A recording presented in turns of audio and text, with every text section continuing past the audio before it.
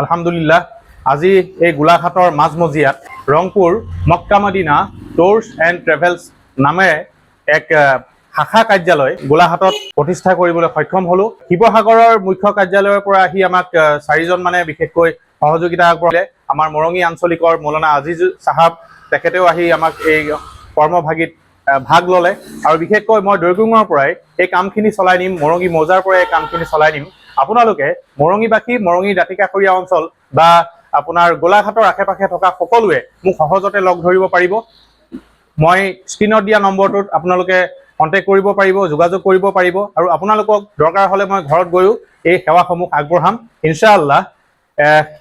এই Rangpur Mecca Medina tours and ট্ৰেভেলছৰ প্ৰচেষ্টাত যিখিনি আমি কাম হাতত লৈছোঁ, ইয়াত আপোনালোকে সহজে মক্কাৰ পৰা উমৰাহ আৰু হজ আদায় কৰিব পাৰিব। অহা জুলাই আৰু আগষ্ট মাহত দল অলৰেডি ৰেডি হৈছে আৰু কেইটামান চিট খালী আছে। তাত আপোনালোকে নিজৰে বুকিংটো কৰি পেলাই নিজৰ নাম তাত সন্নিৱিষ্ট কৰিব পাৰিব ইনশাআল্লাহ। এজন গাইডো পাব আপোনালোকে।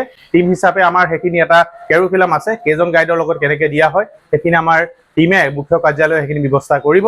গতিকে আশা কৰোঁ আপোনালোকে ইয়াৰ লাভ উঠাব। আকৰ্ষণীয় এটা হাদিয়াত এই সুবিধাসমূহৰ ব্যৱস্থা কৰি দিছে। আসসালামু আলাইকুম ওয়া ৰাহমাতুল্লাহি ওয়া বাৰাকাতুহু।